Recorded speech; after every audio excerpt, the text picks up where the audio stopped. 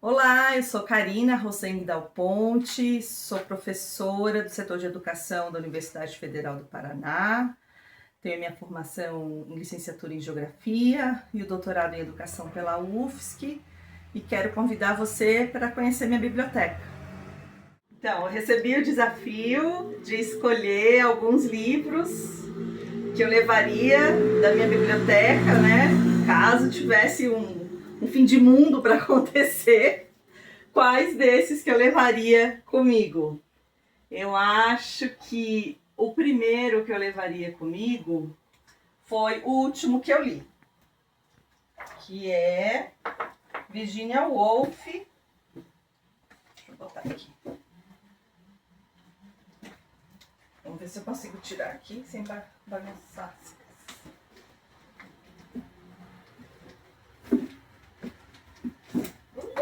Eu levaria Orlando.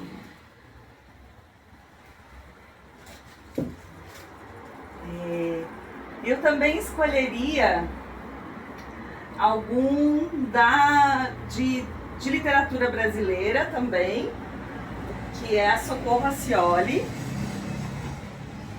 Oração para Desaparecer. Também foi uma das últimas leituras. Eu acho que de poemas eu gostaria de levar a Ana Martins Marques e o Eduardo Jorge, Como Se a Casa Fosse. Foi um livro importante na pandemia para eu ler e estudar. Pensando em outros tipos de leitura, que também tem, mexido muito comigo nos últimos tempos, eu levaria a Donna Haraway, O Ficar com Problema. E sempre muito importante também, nesses últimos tempos, que eu tenho estudado, lido, O Tudo Sobre o Amor, da Bell Hooks. E a Pedagogia da Pergunta também, de Paulo Freire.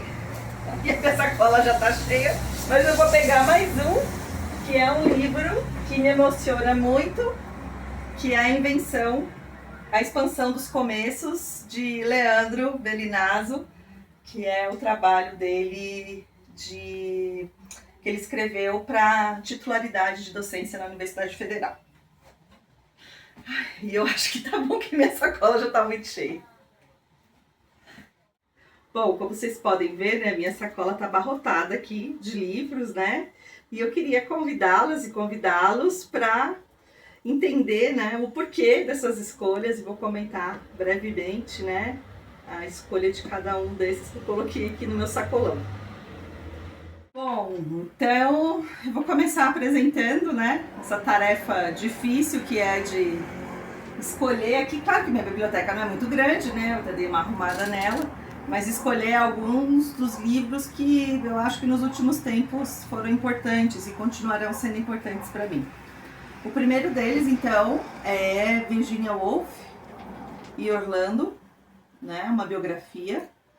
É um livro que ela escreveu no final da década de 20, do século 20, então é de 1927, a escrita do livro, E me interessou ler esse livro porque eu assisti a uma peça com a Cláudia Abreu sobre Virginia, e ela falou muito de Orlando, e eu já tinha lido outros livros da Virginia Woolf, mas esse era um que estava ali guardado. Então eu levei ele para as férias, comprei essa edição linda da Autêntica, de capa dura e tal, e fiquei muito surpresa pelo modo como a Virginia Woolf tem essa capacidade de narrar, a história de uma pessoa no passar de 4 séculos. Então, como assim, A mesma pessoa vive durante 4 séculos. Sim, Orlando é essa personagem, que vive diferentes tempos, diferentes costumes, diferentes culturas, ali na Inglaterra. Vem de uma família rica, ele é nobre, E nisso ele vai lidando com essa questão ora, né, de ser uma pessoa rica e quais são as questões que tocam ele, ora de ter nascido numa classe também abastada, ora de querer ser mais poético do que era esperado dos homens para sua época, então os conflitos entre uma escrita mais dura, histórica, e aquilo que ele se propunha, né, que era escrever poesias, e lá pelas tantas, Orlando, ele transiciona de gênero. Orlando nasce uma mulher, né? E aí é um outro universo de discussão que Virginia Woolf nos abre, que é já ali século XVIII para o século XIX, que é então o que significava ser uma mulher para essa sociedade, para esse tempo. E ainda continua com essa coisa da escrita, né? Da vontade de escrever, mas aí era mulher, né? Como é que publicava mulheres, né? Tem até um outro livro aqui que é o da Rosa Monteiro, Nove Mulheres, que ela trata muito dessas escritoras, né? Que não podiam assumir os livros que elas escreviam, né? Por conta, como vai dizer a Virginia Woolf aqui, né? Do espírito da época, né? E além disso, não bastasse toda a riqueza de detalhes desses tempos, essas questões que a Virginia Woolf apresenta, tem a própria questão do gênero biografia, né? Que ela brinca muito, né? Porque é o biógrafo narrando a vida de Orlando. Então é muito interessante, né? Também essa construção dessa ou desse narrador, né? E dessas brincadeiras que ela faz com o próprio gênero. Então, assim, é um livro fantástico, né? Seguindo na literatura, eu apresento a Socorro Acioli, que é uma escritora do Ceará. Socorro Acioli tem como o primeiro livro a Cabeça de Santo, Cabeça de Santo, que é um livro mais conhecido, e esse é o segundo livro que ela lança, A Oração para Desaparecer. Eu li os dois, mas fui fisgada por esse aqui, que é uma história de uma personagem que renasce, né, em Portugal. E aí nisso vai ter toda uma história, uma mística, né, sobre essa história dessas pessoas que renascem. Portanto, ela morreu no Brasil e renasceu em Portugal. E aí tem toda essa história por trás, né? E ela é uma mulher de descendência indígena, do litoral também, do Ceará. Então tem toda essa história também da mulher, da vida que ela tinha no lugar onde ela estava, que foi abandonada, dos amores, né? E quando ela renasce nesse lugar, com essa família, ela tem que reaprender um tanto de coisa, inclusive amar, inclusive o que é a vida. E a oração para desaparecer, assim, é uma delicadeza profunda, profunda. Inclusive tem passagens lindíssimas, né? Até mesmo sobre os sentidos das palavras, né? O sentido do amor, essa possibilidade de você renascer, né? E o que eu achei mais curioso, que eu conheci a Socorro Acioli vendo uma entrevista dela, que ela fez uma oficina de escrita literária com o Gabriel Garcia Marques. E dessa oficina literária que ela fez, ela escreveu Cabeça de Santo, que um dia até apareceu no Fantástico, que é um caso do Nordeste também, lá do Ceará, de uma cabeça de Padre Cícero que saiu rolando de um morro. Enfim, aí ela conta o romance lá, que também é muito bacana, mas esse aqui é de uma poética também, de uma lindeza avassaladora. Bom, e aí eu chego nos poemas, né, que eu gosto muito de poesia, leio menos do que acho que poderia ler. E eu chego a uma escritora jovem, contemporânea, assim como a Socorro Acioli, que é a Ana Martins Marques, que ela é de BH, e ela escreve esse livro com Eduardo Jorge, que é um grande amigo dela. Então, Eduardo Jorge vai morar fora do Brasil e a Ana vai morar no apartamento dele em BH, e os dois começam a escrever poemas, um lá do outro lado do Atlântico e ela aqui no Brasil, falando desse cotidiano, dessa vivência na casa, né? E eu cheguei nesse livro, porque também é interessante, acho, a gente pensar, né? Como é que a gente chega no livro, né? Esse livro eu conheci a partir de uma performance de uma artista que eu não vou lembrar agora o nome dela, mas que estava num catálogo de arte que uma grande colega, amiga minha, Amanda Leite, organizou durante a pandemia. E uma das artistas que tinha mandado o trabalho era essa moça que lia trechos de um poema desse livro, Se a Casa Fosse.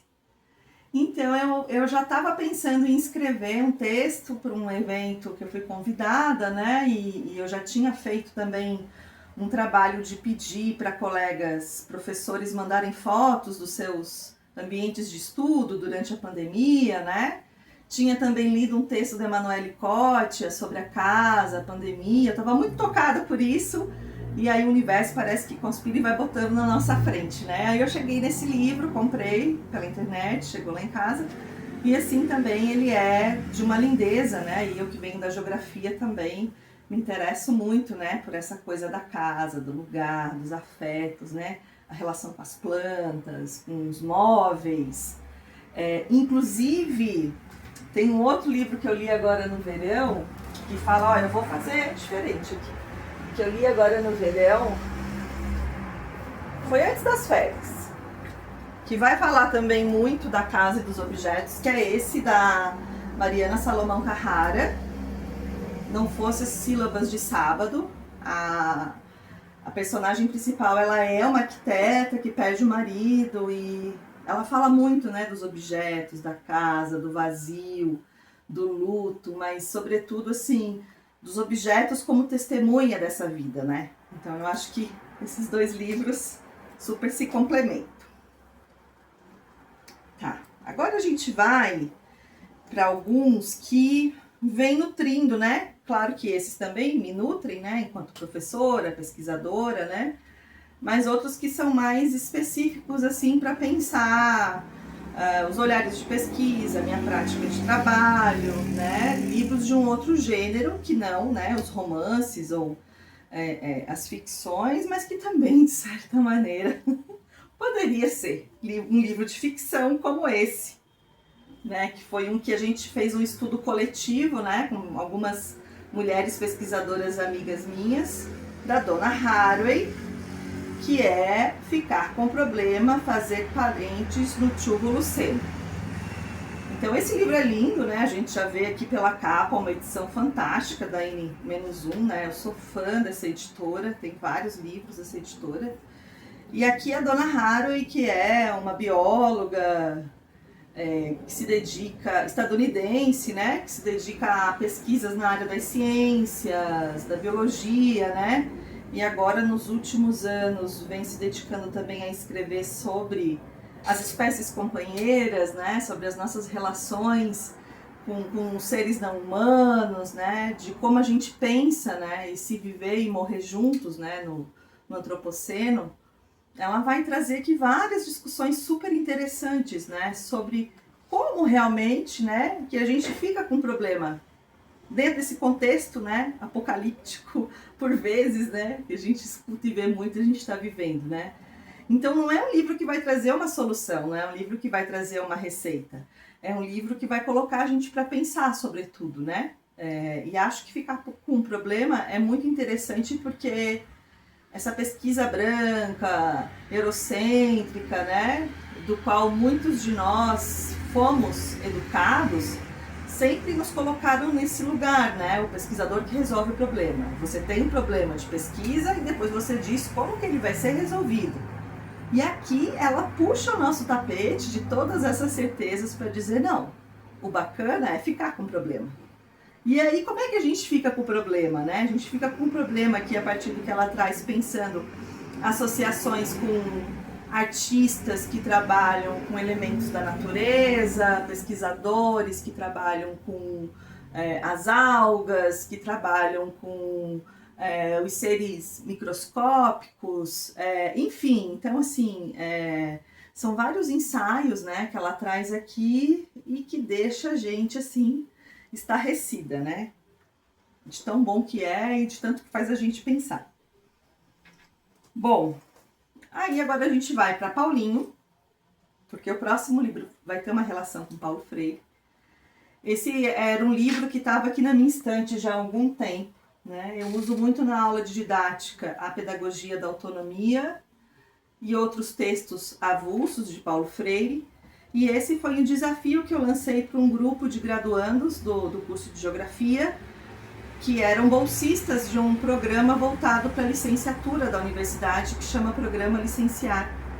E lá a gente tem um projeto que chama Expedições Geográficas, que é um programa, um projeto que leva, então, esses alunos da graduação, da licenciatura em Geografia, a organizar estudos do meio, saídas de campos, junto a escolas públicas aqui da região metropolitana e também contribui com processos formativos, né, de professores. Então eu achei interessante trazer esse desafio, porque esse é um livro, né, que chama Por uma Pedagogia da Pergunta, né, escrito, como diz o próprio Paulo Freire, né, é um livro falado porque é uma conversa entre ele e um filósofo chileno, o Antônio Faundés, que vai assumir o cargo de Paulo Freire lá na Suíça, quando Paulo Freire deixa a Suíça e volta para o Brasil, ali finalzinho de 79, início de 80. E aí eles começam a conversar e o Faundés sugere assim, por que não a gente gravar esse nosso bate-papo e transformar num livro, né?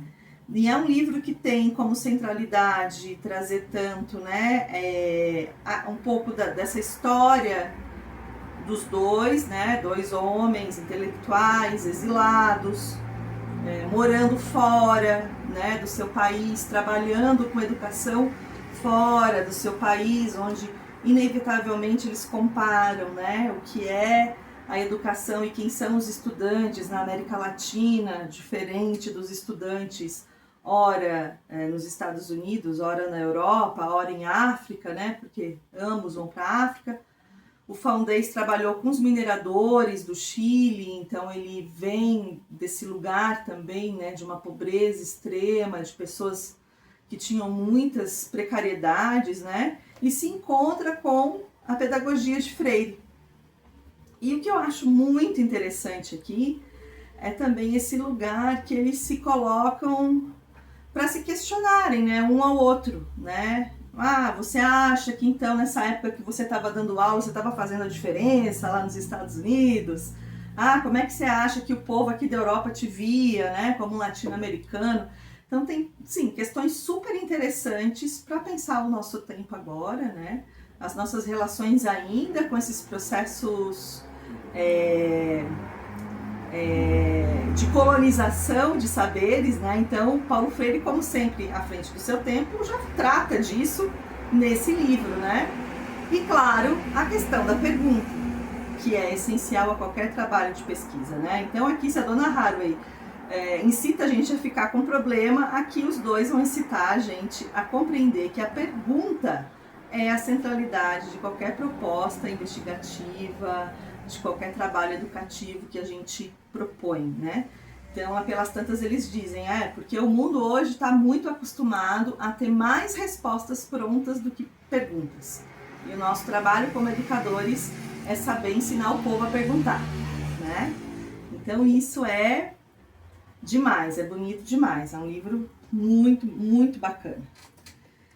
E aí um outro que também está nesse né, entre pensar educação, entre pensar uma escrita autoral, né, e pensar também quase um livro de autoajuda, né, é a maravilhosa Bell Hooks, né, com essa publicação também linda aqui da Editora Elefante, né, que tem todas essas páginas, né, uma cor diferenciada, e como vocês podem ver, eu gosto muito de marcar coisas, né. Então esse é um livro que eu ainda não terminei ele, tem me ajudado muito a pensar, né, sobre os amores, mas sobretudo sobre o que é a vida, né, como é que a gente vive, como é que a gente ama, como é que a gente ama o outro, como é que a gente se entrega, e ao mesmo tempo em como que esse amor também ele é um produto, né, de um sistema capitalista que ensina, principalmente nós mulheres, né, desde pequenininha, a acreditarmos no príncipe encantado que chega no cavalo branco, né? Também nos modos de educar as crianças, né? Uma parte também super interessante que o livro traz aqui, né? Então, esse livro, ele abre várias portas para a gente pensar, né?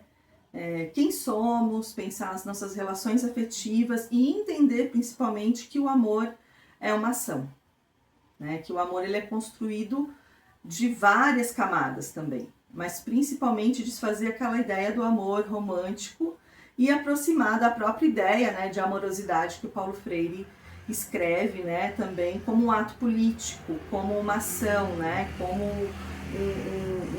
um vir a ser, né, não só como aquilo que a gente espera que o outro te dê em troca, porque você se dedica muito, né, a essa pessoa, e também, num certo sentido, ao nosso trabalho, né, porque a gente é professora, a gente lida com gente, né, então as nossas relações com os orientandos, a nossa relação com os colegas de trabalho, enfim, ela coloca sobre a mesa questões bem interessantes, né? Pra gente pensar o amor de diversas perspectivas. E por último, mas não menos importante, também esse livro lindíssimo, numa edição fabulosa, da Casa 3, da qual eu também sou fã e tenho vários livrinhos aqui, né? Que é um livro do qual eu também tive, né, o grande privilégio de fazer a apresentação, que foi escrito pelo professor Leandro Bellinazzo, que foi meu orientador de doutorado. E esse livro é um formato que ele escreve a partir da escrita de cartas para falar da sua trajetória na Universidade Federal como professor, né, que o levaria então a atingir, né, a titularidade, né, dentro desse lugar da academia, que é algo muito importante para a gente, não é só um brinde, né, mas é um momento de reconhecimento também dos anos dedicados, né, à docência, à pesquisa, e o Leandro é um desses professores que se dedica realmente e merecia muito, e não poderia ter feito um texto para sua titularidade que não fosse como esse que ele entrega aqui para nós. Então ele escolhe, né, ele pinça algumas pessoas que marcaram a vida dele enquanto orientador, enquanto professor, né, e fala dessas relações, mas também ele vai apresentando vestígios dessas relações, né, trocas de e-mails, conversas em cafés, né, que é onde ele costuma fazer as orientações, ao mesmo tempo em que ele se coloca, né, naquele momento eu pesquisava isso, e depois eu acabei mudando a minha perspectiva de pesquisa para outras temáticas, né, então assim, como diz o La Rosa, né, ele é um sujeito que se expõe, né, então ao expor a sua experiência, ele também se expõe, né, e como é bem a cara do Leandro, né, assim, não tem nada de arrogância aqui, não tem nada de, eu sou o cara que faz e acontece. Não, ele inclusive se coloca nesse lugar, né, da fragilidade, né, dos receios, dessas rupturas que também são importantes, né, acho, na vida acadêmica, né. Então, além disso, tem várias referências maravilhosas, né, inclusive quando eu estava lendo esse texto eu já fui retirando aí algumas referências que eu levei até para as minhas aulas e para os meus projetos, né? Então eu acho tudo lindo nesse livro, eu acho essa capa fantástica, eu acho esse título máximo, né? Essa edição manual também, né? Eu acho que, voltando aqui para Virginia Woolf, que foi a primeira que eu escolhi, né? Que o Orlando ali, ao longo dessa sua vida, ele vai escrevendo em várias materialidades, né? Porque, veja, vai do século 16, 17, 18, 19, e ele fala dessas materialidades, né? Eu acho que é importante também a gente enaltecer, né, esse modo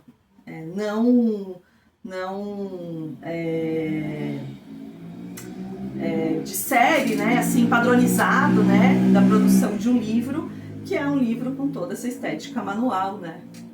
Então eu acho que é um pouco disso, né? E também, claro, as cordinhas que se encontram aqui com a Dona Haraway, né? Vejam, eu fui pegando tudo assim sem pensar muito, né? E no final a gente consegue achar uma ligação até onde parecia não existir nada, né?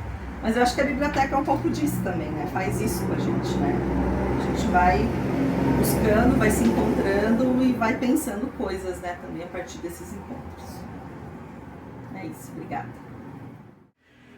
Então, eu confesso que foi um desafio, assim, escolher esses livros, né, porque eu não tinha pensado sobre isso, nunca tinha pensado sobre isso, e também eu não sabia que era isso que o Douglas ia pedir, né.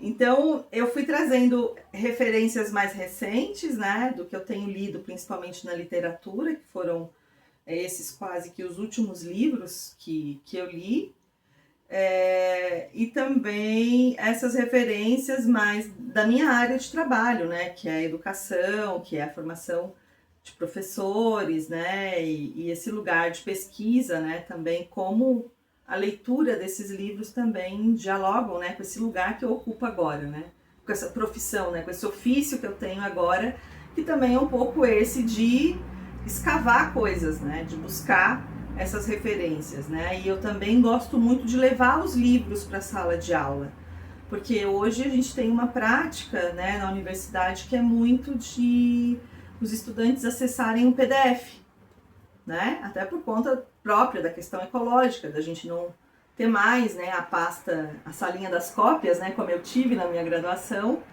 e da impossibilidade da universidade poder ofertar um livro de cada exemplar, né, para uma turma que eu tenho às vezes de 30, 20, 25 alunos, a gente acaba escolhendo o PDF. Mas eu tenho feito esse exercício de levar as obras, né, de pedir para eles folhearem também os livros, de ler trechos de livros, e principalmente trechos da literatura brasileira, ou se não trechos de autores indígenas, de autoras negras, mulheres, né, como o caso da Bell Hooks, que inclusive eu incorporei na minha bibliografia de trabalho, né.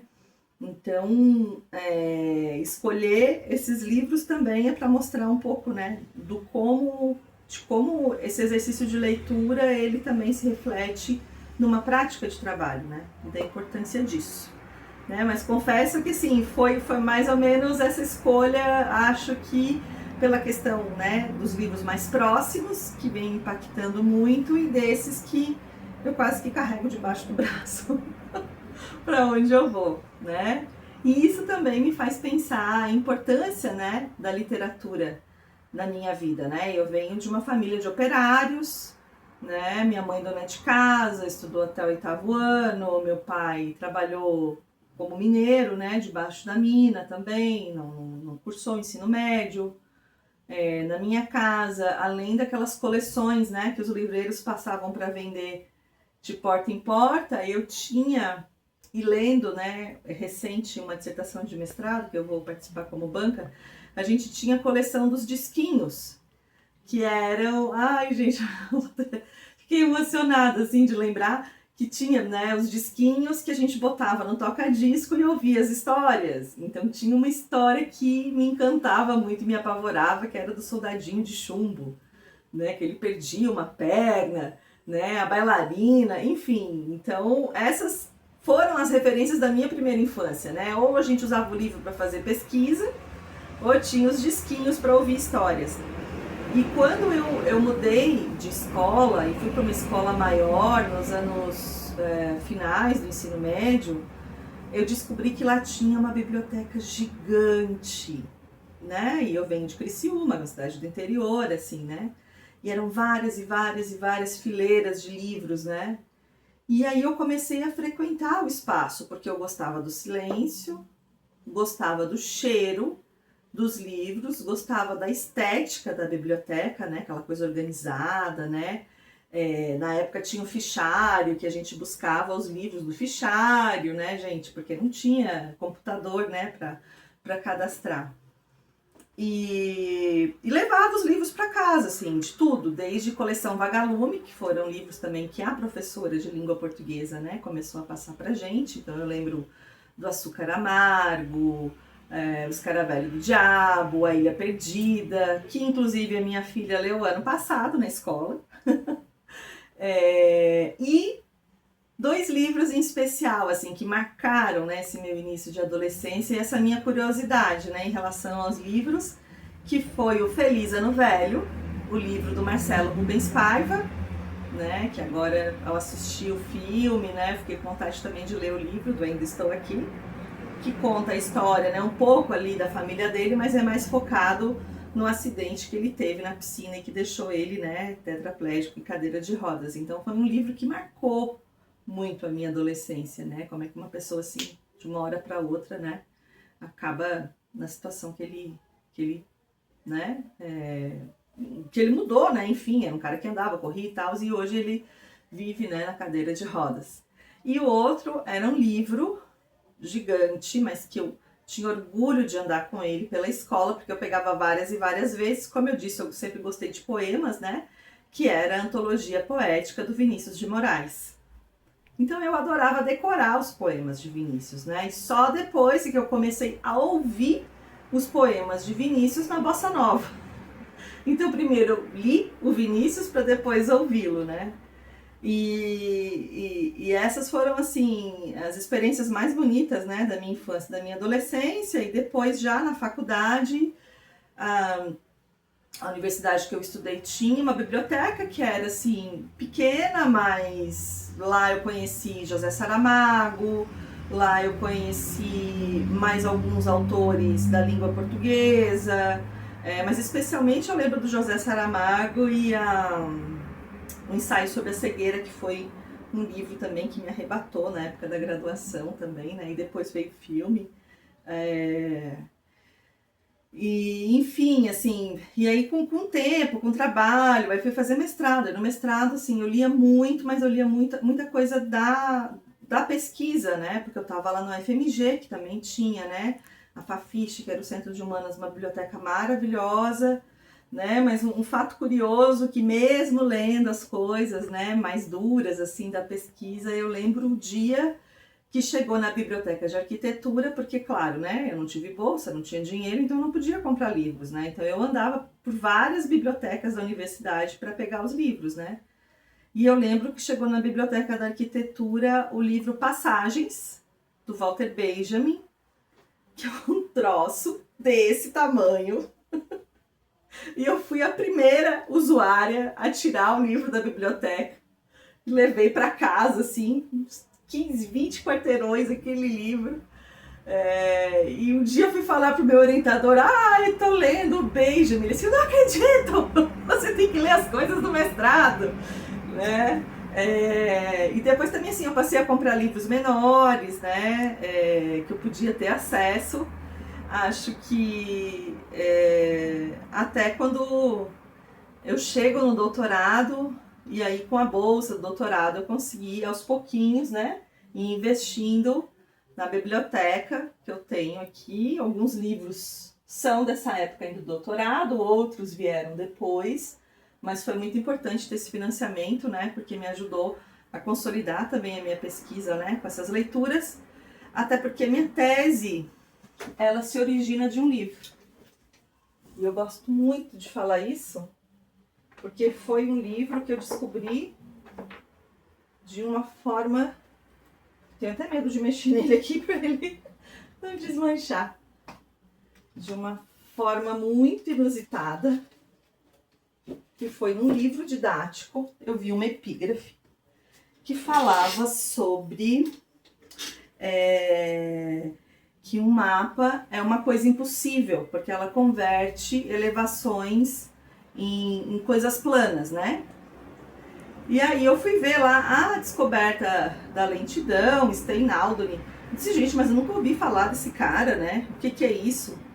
E aí eu busco na internet, na estante virtual, e acho o livro, que é Steinaldoni, ele é um alemão, ele escreve esse romance, acho que lá na década de 70, 80, que é a história do John Franklin, que é um pesquisador e um navegador inglês, que vai circunscrever o Polo Norte pela primeira vez. E aqui tem várias referências, né? Da ciência cartográfica, da vivência do cara, né? E a minha tese chama, né? Um mapa é uma coisa impossível. Então também, talvez, se eu pudesse refazer minha pilha, esse livro também seria central, né? Então, assim, não tem como não pensar, né, a importância da literatura fora desses contextos, né? Assim como lá na minha adolescência, ler Açúcar Amargo e ver as pessoas que viviam em situação, né, de precariedade de trabalho, que é a história dos cortadores de cana do interior de São Paulo, né, e não me solidarizar com isso, né, ao mesmo tempo, depois, com o ensaio da cegueira, aquela discussão filosófica do ver e do estar no mundo, enfim, até hoje chegar nesses autores, né, é um modo de colocar a gente de outra forma no mundo, né. Então eu venho fazendo muito esse exercício, até porque a gente perde muito tempo no telefone, né? Então eu tenho utilizado o meu tempo sempre para ler. E agora eu tô também, não coloquei aqui porque tá ali no quarto, mas eu tô finalizando a tetralogia napolitana da Helena Ferrante, que eu também super aconselho todo mundo a ler, porque é fantástico. Enfim, a gente não para, né? Eu ainda quero ler muita coisa. Tenho vontade de ler também mais autores brasileiros e brasileiras, né? Mas eu venho mesclando, né, a minha biblioteca também com mais autoras mulheres. Então eu tenho lido muitas mulheres escritoras nos últimos tempos, né?